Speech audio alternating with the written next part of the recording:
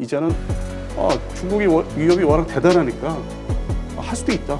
군수 지원 체계 다 끝났어. 법적 정리 다 끝났어. 사실상 선거 이 나라에서 볼 때는 전쟁을 제발 하지 마라. 현 상태를 유지하라는 거예요. 전쟁 공격보다는 심리전으로 이게 붕괴시킬 수 있다. 대만.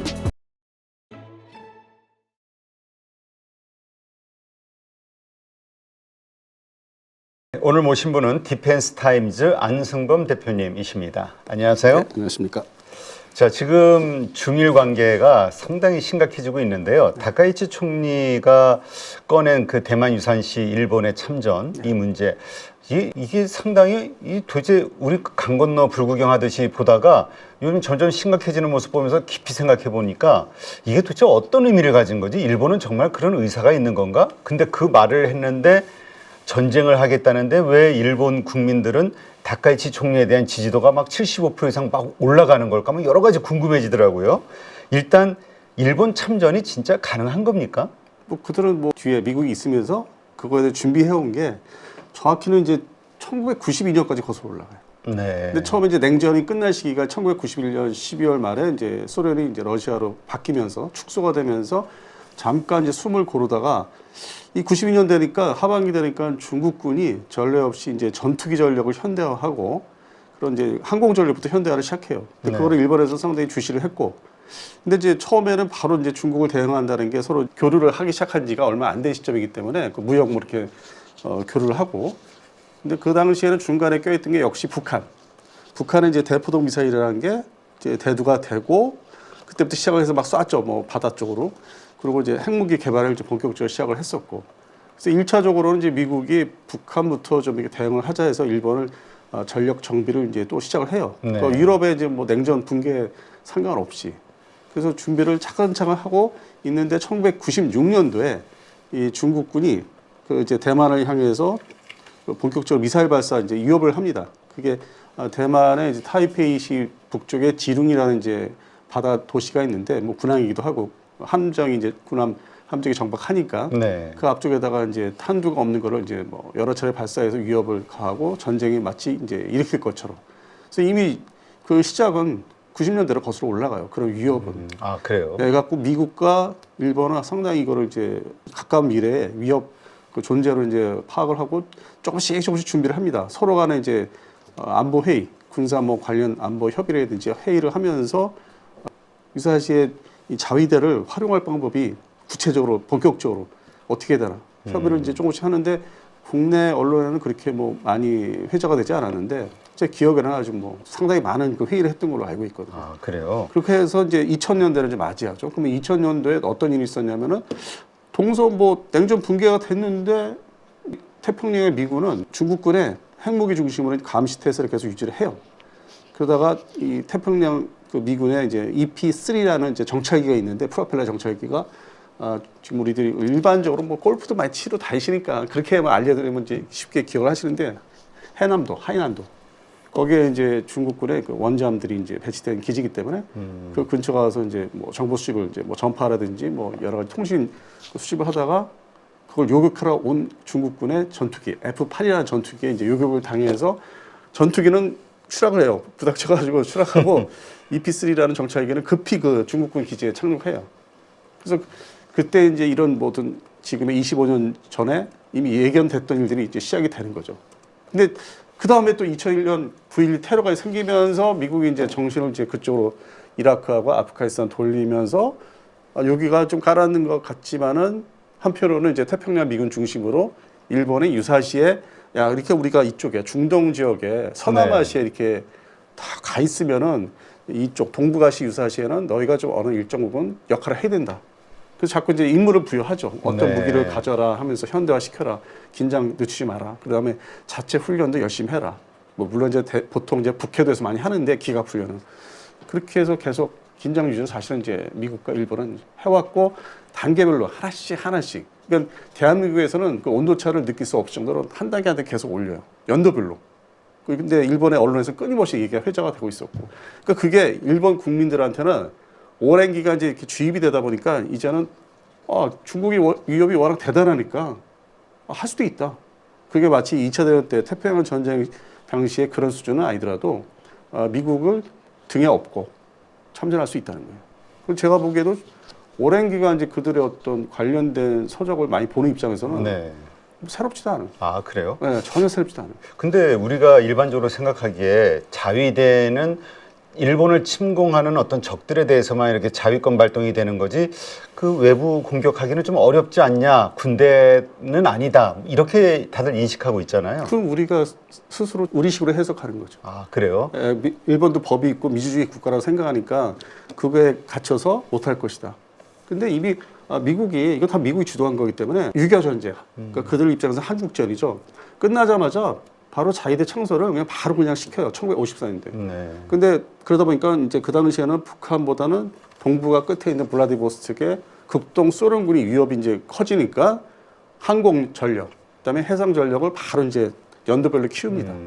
그리고 이제 부수적으로 대한민국 공군과 해군은 거기에 시리즈화 시켜 측면도 막아야 되니까 북한. 네. 그래서 예를 들어서 뭐 일본 항공자위대를 창설해서 뭐 그 당시에 F-86 세이버 전투기를 300대를 만들게 하면 우리는 뭐 한 90여 대 주고, 그다음에 자기들이 사용하던 함정을 이제 원조를 이제 초기에는 해요. 해상자위대를 위해서 거기에 한 뭐 5척 주면 우리는 한 척을 준다든지 그 배분을 해요. 네. 그 이미 아주 오래된 역사죠 이게. 그 시작은 6.25 전쟁, 그다음에 거기 비공식적으로 참전했던 이제 러시아, 소련의 극동군 공군이죠. 그다음에 중공군. 이미 시작은 그 70여 년 전, 80년 전 거슬러 올라가죠 역사. 근데 이거를 자꾸 우리가 여행을 다니고 뭐 놀러 다니니까 가면은 뭐 우리하고 좀 비슷하게 생각을 하잖아요. 그렇죠. 근데 근본적으로 바뀐 건 없어요, 그들은. 러시아도 마찬가지예요. 근본적으로 가만히 그걸 살펴보면은, 그러니까 저희 같은 사람들이 이쪽 분야 사람들 보면은 바뀐 게 없어요. 근본적인 그 뼈다귀가. 중국 마찬가지고. 그래서 그게 이제 이 안보 쪽에 담당하시는 이제 뭐 미국이나 이번 측면에서는 이 위협은 항상 상존하고 있는데 상황에 따라서 높낮이가 있었던 거. 네. 그게 이번에 이제 표출된 건데 실제 원인 제공은 중국이라고 봐야 되죠. 내가 이 대만을 먹을 테니까 너희들 그냥 가만히 있어. 그러면서 군사력을 계속 보여주잖아. 내가 이렇게 경제력을 바탕으로 아주 최신 무기를 만들어 놓고 배치를 하는데 괜히 여기에 끼어들지 말라는 이제 그걸 자꾸 이제 보여주잖아요. 네. 근데 이 지형상으로 보면은 이 대만 이 섬은 이렇게 보면은 이제 이쪽이 중국이고 우리 한반도 있고 그 옆에 오키나와 제도가 쫙 연결돼 있어요. 그럼 이 전쟁이라는 게 일으켜서 할 때 이 중국군의 어떤 공군이나 해군, 그 수상 수중 전력이 그쪽에 자위대 전력하고 갑자기 불시에 부닥칠 수도 있는. 네. 근데 그러면 지도를 이렇게 해서 살펴보니까 그러면 이거를 그쪽을 피해서 참전의 어떤 그 미국과 일본, 그다음에 필리핀까지 어떤 그거를 빌미를 안 주기 위해서는 어디에서 때려야 되나. 그러니까 360도 포위를 하려고 하는데 중국 입장에서. 근데 일본 있고 미국 있고 이쪽에 필리핀이야. 그러면 이 앞에 정면에서만 하면은 빌미를 안 줄 수는 있어요. 근데 작전의 성공률은 떨어지죠. 50% 이하로. 그렇다면 일본의 입장은 대만이 침공받는다고 해서 우리가 그냥 즉각 개입하겠다가 아니라 일본 영해 근처에서 대만 침공 작전이 벌어지게 된다면 우리는 가만히 있지 못하고 거기에 대응한다. 이렇게 봐야 되는 겁니까? 근데 그럴 수밖에 없는 게 오키나와 거기에 이제 일본 항공자위대, 육상자위대 다 있어요. 주력들이 많이 이제 증강이 됐고 그 사이 한 10년 사이. 그리고 거기 절반은 이제 미군 기지 전부. 네. 절반이. 섬 자체가 그냥 미군 기지라고 보시면 돼요. 오키나와는. 근데 우리는 잠깐 이제 관광객들이 중심에서 생각하면은 뭐 그거를 모르죠. 뭐 괌도 마찬가지고요. 괌 다 이것처럼 해남도 말씀드렸고. 그러면 이제 오키나와 저는 이제 이 군사적 측면에서 다 이렇게 가보니까 섬 자체가 그냥 그거 요새화예요? 요새화가 아니라 대비 태세가 거기에다 집중돼 있어요. 그러니까 뭐 탄약고부터 해서 그럼 예를 들어서 뭐 제가 이제 차를 타고 밑에 동네를 간다 이제 옆에 도시를 옆에 다 기지 창고 같은 그 기지들 있지 않습니까? 저장고. 네네. 그다음에 이제 중간에 이제 그 미공군의 기지들이 이제 활주로도 있고. 그다음에 우리가 오키나와 이제 관광을 가시면 그 나하 공항에 내리는데 엄밀히 말해서 나하 기지에 그게. 그러면 우리가 착륙하면은 이쪽은 민간이 있으면은 절반은 또 항공자에 내가 써요. 어마무시하게. 네. 근데 유사시에 중국군이 이제 뭐 공격을 해온다. 전투기로. 그럼 비상 출격해야 되잖아요. 그래서 이제 최근에 활주로를 2개를 완성했어요. 하나 갖고는 이제 이게 비상 출격이 안 되고 왜냐면 갑자기 여객기가 내리면 또 뭐 혼란이. 그렇죠. 그래서 활주로를 바깥쪽으로 바다 쪽으로 했고. 그럼 그게 2013년부터 준비를 그렇게 또 한 거고 미국하고 다 협의를 합니다. 야 그러면 나 공항 기지가 만약에 2개 활주로가 만약 폐쇄되면은 어떻게 되면 그러면 가데나 기지, 뭐 후텐마 기지. 그 사실상 또 일본 항공자의 입장에서 또 예비 기지가 미군 기지를 쓰면 되고 그런 태세는 아주 오래전부터 다 준비를 했는데 최초의 출발점은 극동 소련군을 대비하기 위해서 50년대 중반부터. 아, 그렇군요. 예, 그러니까 상당히 긴밀하고 치밀하게 준비를 해왔는데 이제 탈냉전이라서 소련이 망하면서 잠시 숨을 한 1년 정도 고르다가 북한 상대로 이제 대비하다가 한 10여 년 전, 2011, 12년부터는 본격적으로 중국군 대비하자. 근데 근본적인 어떤 그 체제는 같은 거라고 봐야 되죠. 그 냉전이 쫙 흘러오면서 주 상대가 이제 소련, 북한에서 이제 중국으로 바뀐 것 뿐이에요. 그게. 네. 그러니까 결국은 일본도 그 전쟁의 소용돌이에 휘말릴 수밖에 없다라는 판단을 하는 거군요. 이제 뭐 말씀드렸지만 오키나와 기지에 미군이 있기 때문에 이 중국군 입장에서는 그거를 선제 공격을 안 하고서는 승산이 없어요. 그렇죠. 근데 거기는 일본 땅이면서도 미군 주둔을 하고 있기 때문에 때리면 자동으로 다 참전하게 돼 있어요. 근데 우리가 일반적으로 생각할 때는 왜 우리가 미국 때문에 전쟁에 휘말리지? 안 해. 오히려 미국하고 뭐 이런 협상을 하는 게 아니라 그냥 그렇게 상황이 되면 미국과 함께 전쟁에 참여하겠다가 일본의 현재 입장인 거군요. 근데 이제 그거를 50년대 그들 정부, 거의 뭐 총리 수상 중심의 정부니까 그거를 이제 대외적으로 저희들이 스스로 검열하는 마음으로 좀 이렇게 온화한 그 정부들이 이제 들어서긴 했죠. 아, 우리는 전쟁 절대 할 수 없다, 못 한다. 그러니까 자기를 검열을 하면서 이제 보여주는 기식이에요. 주변국에, 특히 미국에. 일단은 숨을 고르면서 군사력에 대한 다시 이렇게 재건이 생각이 있는데 특히 중국에 대한 중공 시절부터. 그러니까 근본적으로 우리가 아시아, 이 동북아시아 역사를 보시면은 이 뭐 명나라, 청나라가 있고 그다음에 조선이 있었고 일본이 그 있잖아요. 그 뿌리는 계속 자기 우리들끼리의 그 뿌리는 있어요. 아, 저 정도는 내가 좀 제압을 해야만 내가 편히 살 텐데. 어떤 유럽의 나토 지역이 지금 다 EU로 뭉쳐서 좀 서유럽은 평온한 것처럼 서로 안 싸우고. 네. 근데 이 동북아시아에서 아직 그게 정리가 안 된 상황이기 때문에 일본은 항상 자기 상대 수준에 맞는 중국에 대해서는 한편으로 이 마음속 깊이 걔들의 우파들이 잠재하고 있죠. 네. 그렇다면 이제 실제로 전쟁까지도 각오하고 그 다카이치 총리는 이야기한 것이다로 봐야 됩니까? 일본 국내 정치용이 아니라? 그건 이제 일반 TV에서 얘기하는 거고요. 이 군사적으로는 미국의 어떤 그 이번에 이제 트럼프 이기자 행정부 이기잖아요. 만나서 이렇게 서로 얘기하다 보니까 여러 가지 뭐 비공개 회의도 있고 아 이거 떠들어도 되겠다. 그리고 이제 미국에서는 야 나는 이제 이 무역 문제 때문에 관세 문제 때문에 높낮이를 좀 조정하고 속도 조절할 테니까 아 네가 알아서 그냥 흘려. 아, 대리전. 예, 아니 그러니까 말도.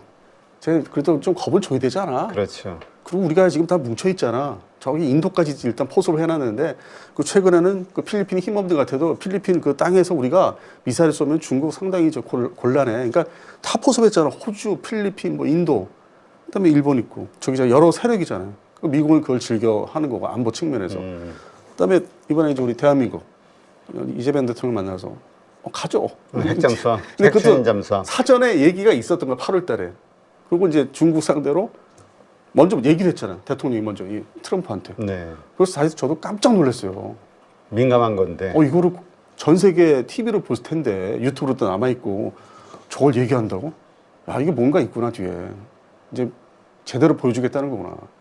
그래서 상당히 의미가 크죠. 근데 여기서 강론으로 들어가면은 원잠이라는 거는 그거 갖기까지 실제 갖기까지 시간이 엄청. 그렇죠. 이제서야 뭐 한 발짝을 뭐 뛴 것도 아니에요 그냥.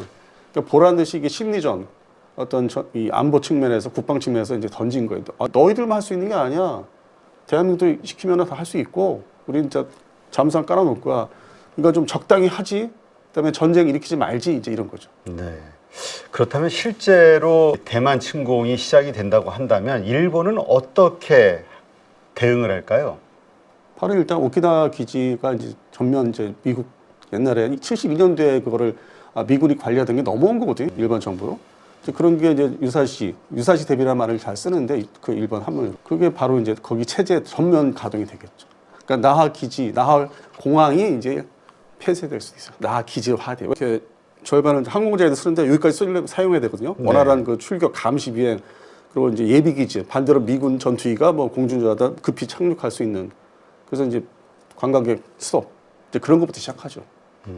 1단계 바로 이제 개전 첫날에는 이제 그런 것부터 시작을 해서 뭐 급유 체제 뭐 그러니까 항공 급유도 빨리 해줘야 되고 그다음에 전면 미사일도 다 가동시켜야 되고 육상자에 대한 어떤 그 경계 태세가 뭐 장갑차니 이게 전부 다 깔려야 되고 그다음에 뭐 해상 보안청의 경비함까지 다 출동해서 막 그 주변에서 이제 대기 태세해야 되는 다 무장을 시켜서 그러니까 그게 일단 시작이죠. 그러면 중국이 처음에 그거를 먼저 선제 공격 안 한 상태에서 말씀드린 거고 네. 선제 공격을 했다면 바로 그냥 바로 이제 맞대응하고는 그냥 바로 다 거고. 출격해 바로 바로 그냥 거기 주둔한 오키나와 미군들이 바로 출격하고 그다음에 뭐 거기에 해병대까지 다 그냥 아, 그래서 사실 이번에 그 다카이치 총리가 국내 정치용으로 이게 갑작스럽게 이야기한 것으로 생각을 했고 미국도 원하지 않는다라고 생각을 했었는데 아니. 말씀을 들어보니까 미국은 오히려 무기나에 미국의 무기나에 그 중국과의 어떤 그 대만을 관계로 한 그 여러 가지 그 기싸움하는 이 기싸움을 대리해서 하는 거일 수도 있겠다는 생각이 드네요. 근데 근본적으로 이게 일본이 무슨 옛날 태평양 전쟁 때처럼 궁극주의 뭐 부활이니 그 생각보다는 우리 한국, 대한민국하고 이제 미국, 일본 3개 이 나라에서 볼 때는 전쟁을 제발 하지 마라. 현 상태를 유지하라는 거예요. 우리나라도 미국도 마찬가지로 그렇죠. 전쟁을 하고 싶다가 아니라 그 모든 군사력이 태평양 전쟁에 나와 있는 게 전쟁 방지용이지 하고자 하는 건 절대 아니에요. 왜냐하면 지금 30년 동안 북한을 이제 중심으로 뭐 이제 미국은 대테러 전쟁 하고 있었지만은 그나마 좀 관리가 됐었거든요. 뭐 소소한 일들이 있어도. 그러니까 그 상태를 앞으로도 더 유지하자. 뭐가 문제냐. 전쟁하지 마라. 하면 서로 망하는 쪽으로 한다. 그래서 그거를 이제 경고하기 위해서 미국 스스로 여러 차례 얘기했는데 이제 그 입이 하나만 가지고 안 되니까 일본 동원을 한 거죠. 그러니까 안보 쪽의 실무자들이 이제 얘기를 이제 거쳐 하면은 그 발언해도 돼. 해. 한번 해봐. 한번 쟤네들 반응을 보자. 어떻게 나오는지, 얼마큼 광분하는지. 이제 그런 측면이 시민적인 측면이 더 크죠. 근데 만약에 실제로 대만에서 전쟁이 발발한다 그러면 미국과 일본의 그 전쟁 이게 중국을 상대로 했을 때 이기기는 할까요? 요즘 워낙 중국군에 대한 그 뭐죠 달라졌다라는 이야기들이 많아가지고 발전을 했죠. 10년 사이에. 전력이 미국의 한 뭐 60% 현재로서는 좀 지나면 70% 이상 그러다 80% 올라가긴 할 텐데 근데 미국은 이제 예비 전력이 대서양 방면 예비 전력이 있어요. 그러니까 미국 대륙공은 절반은 이쪽 대비하는 전력. 이쪽은 태평양. 물론 이제 알래스카도 있지만 네. 그 전력이 동원되면은 중국이 그거를 뭐 자기들이 승리하기는 어려워. 근데 그러다 보니까 그 배경이 모든 전력을 이제 미국이 갖고 있는 걸 동원을 하려면 대서양 파견대 항공모함까지 지금 베네수엘라 가 있는 항공모함까지 다 동원을 하려면은 나토에서 알아서 해줘야 돼. 네. 나토의 영국, 프랑스, 독일이 우크라이나, 러시아를 막는 거 있죠. 쳐들어오지 못하게 하는 걸 전력을 지금보다 더 발전시켜야 돼요. 마치 냉전 시절 때죠. 그래서 자꾸 네가 다 해. 나 미국 뺄 거야 하는 게 뭐 돈을 아끼려는 게 아니라 이 실제 머릿속에는 이 트럼프 행정부에서는 중국 대비하려면 니들이 사고 우리는 뺄 수 있어. 유사시에 빼서 써야 된다. 그거를 이제 의미하는 거죠. 네. 지금 이렇게 그 대만을 침공한다면 이런 뭐 우리가 이렇게 관여하겠다라는 뭐 여러 나라들의 입장이 발표되면 대만 입장에서 좀 든든할 것 같은데 대만은 현재 어떤 상황입니까? 그와 관련한 전쟁 준비 어떻게 뭐 되고 있는 건가요? 최근 여름에 이제 한강 훈련이라고 대대적으로 했어요. 자기들이 뭐 육해공 전력, 해병대 전력을 다 동원해서 보란 듯이 당장 쳐들으면 이렇게 막겠다. 뭐 우크라이나 수준 정도로 지연전을 하겠다고 했는데 제가 이제 9월달에 대만의 방산저지에서 갔다 왔는데 그때는 이제 행사를 취재하느라고 이렇게 별로 이렇게 뭐 그 분위기를 읽을 수 없었는데 그 이제 행사 끝나면 이제 뭐 쉬러 이제 거기서 이제 돌아다니는 데잖아요. 이제 뭐 숙소로 와야 되고. 근데 분위기가 서울만큼 평온하네. 우리가 서울 이제 외국인들이 볼 때 서울이 DMZ 앞에 있는데 그렇죠. 아무 일 없이 우리가 활동하는 것처럼. 근데 거기도 그렇더라고요. 아 그래요? 9월달에 지금 이제 또 말씀드리겠는데 9월달 이후에. 그리고 제가 어제 대만에서 이제 출장 갔다 들어왔습니다. 어제. 어제 오셨어요? 3박 4일로 갔다 왔는데 이제 겨울이죠. 근데 이번에는 제가 생각이 좀 바뀐 게 있어요.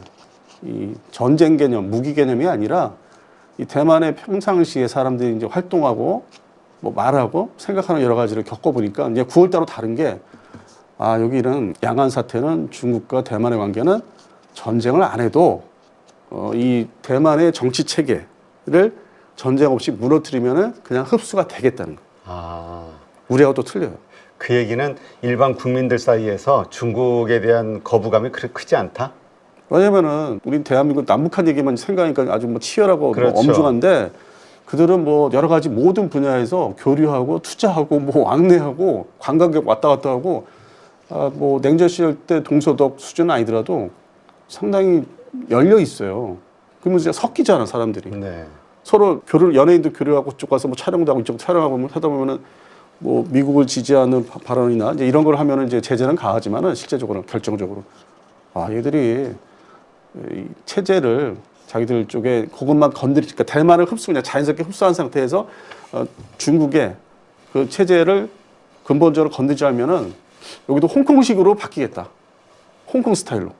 지금 뭐 홍콩이 불나가지고 이제 그게 근본적으로 중국에서 방관했다가 이제 그런 그것도 충분히 납득이 되는데 그런 수준으로 내버두면 이제 통제를 하면서 그래서 얼마든지 대만은 전쟁 없이도 대외 전쟁 없이 그냥 넘어갈 수 있다. 그냥 어떤 분위기만 잡아도 그리고 휩쓸릴 수 있다 서로.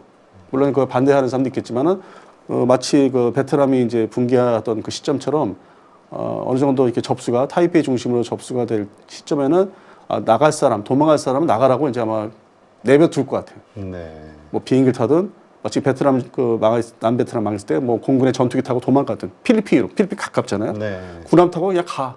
안 막을게. 가지고 가. 대신 있을 사람만 있어. 그리고 쉽게 뭐 점령을 한다든지. 그러니까 오히려 전쟁 뭐 공격보다는 심리적으로 이게 붕괴시킬 수 있다 대만을. 그리고 거기에 국민들은 충분히 그 자기들의 일상 경제 생활만 근본적으로 건들지 않는다면 거기 그냥 순응해서 살 수 있지 않을까. 이번에 그런 생각이 들었어요. 그래요. 사회 분위기가 우리하고 달라요. 그렇죠. 뭐 어쨌든 왜 국제 정치학적인 것은 2차적인 거고 대만인들이 결정해야 될 문제니까 네. 어떻게 될지는 또 봐야 되겠네요. 예. 우리가 또 어떻게 또 상황이 바뀔지는. 근데 어쨌건 우리가 이제까지 생각하는 것처럼 대만 침공이 일어나고 그거에 대한 연합군의 미국의 어떤 그 보호가 시작이 된다고 하면은 일본이 같이 전투에 참여할 것이냐 아니면 후방 기지로서 그 군수를 지원하는 군수 지원 역할을 할 것이냐 요 두 가지 가지고 좀 논쟁이 있는 것 같은데 어떻게 보세요? 그것도 뭐 앞서 말씀드린 거에 뭐 중복이 될 수 있는데 자기들이 그러니까 미국의 협의에서 준비하는 시간이 있었습니다. 과거에. 네. 그 다 준비 끝났어요. 군수 지원 체계 다 끝났어요. 법적 정리 다 끝났어요. 사실상. 그러니까 군수 지원은 기본이고 참전도 할 수 있다. 정확히 이제 98년 전후로 해서 미국이 이제 서로 안보 협의회 실무자들 하면서 하나씩 준비를 시켜요. 요거 하자, 해라. 근데 이제 일본은 당연히 이제 아직도 극동 러시아군이 있고 존재하고 북한에 또 잠재적인 위협도 있고 동해안에서. 그다음에 이제 이쪽 중국이 또 그대로 이제 발전하고 있었기 때문에 1단계로 군수 지원 문제를 이미 90년대 말부터 2000년대 뭐 초반까지, 뭐 2010년, 11까지 어느 정도 다 해요. 그러고 나서 이제 2015년부터 본격적인 그거를 시행 훈련을 해요. 네. 그리고 2017년부터는 미군이 참여해요. 그 훈련에. 연합훈련은 어마무시하게. 그리고 2023년 이후에는 일본 열도에 있는 모든 항공자위대, 해상자위대, 육상자위대 기지에 미군이 다 가서 훈련합니다. 하나씩 전부 다. 기지의 상세 파악을 하기 위해서. 물론 이제 일본 주둔 그 미군이 그 평상시에 대표적인 기지들은 다 파악을 하고 있었죠. 활주로 길이가 어떻고 어떻게 유사시의 절차를 어떻게 밟는지 착륙하고 이착륙. 그거를 이제 육상자위대 조그만 헬기 기지까지 아주 요소요소 다. 네. 그래서 준비는 제가 볼 때 미국과 일본이 공동으로 합동으로 어느 정도 지금 똑같아요. 중국이 그러면 여기도 어느 정도 이렇게 준비를 해요. 그래서 같이 연합군 형태로 전쟁할 준비가 돼 있다. 예. 저는 이제 그러면 근거를 대세요. 일반 언론은 그냥 선동적인 기사들을 번역해서 들어오는 게 많은데 국제뉴스라는 게. 저 현지 그 언론을 이제 뭐 매달 돈을 많이 들여서 사가지고 다 봐요. 보면은 살벌해요. 이게 준비가 이렇게 되고 있구나. 그러면 오랜 기간 이제 제가 일본의 자료들을 이제 꾸준히 다 그럼 또 돌아봐요. 끝에 가서 10년 전에 어땠나 비교를 해봅니다. 20년 전에 어땠나. 그러면 이제 답이 그냥 나와요 머릿속에.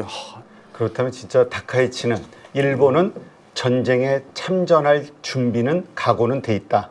언제든지. 아니, 그 전에도 돼 있어요. 아베가 살았을 때 어느 정도 기반이 닦여 있었고 그걸 지금 또 점검하는 차원에서 그다음에 보강, 뭐 미사일 쪽으로 지금 다카이치는. 근데 그 말씀 들어보니까 그러면 이것은 어떤 정치적 목적으로 한 발언이 아니기 때문에 일본의 진짜 기본 입장이기 때문에 이거에 대해서 사과하고 번복하고 하는 게 쉽지 않겠네요. 항상 뒷배는 미국이 있으니까. 미국이 묵인하에 한 것이다라고 또 본다면. 미국이 뭐 일종의 한번 해보지, 그거 한번 줘보자 이렇게. 그러니까 실무자들이 있잖아요. 대통령이 있으면 뭐 총리가 있으면 그 밑에 실무자들이 또 있잖아요. 뭐 부차관 뭐 이런 식으로 뭐 부장급들이 그 사람들 사이에 이제 협의가 돼서 이렇게 위로다 보고 되는 거죠. 네. 그러면 최종적으로 대통령들이나 총리는 알았어 하면서 이제 딱 던지는. 알겠습니다.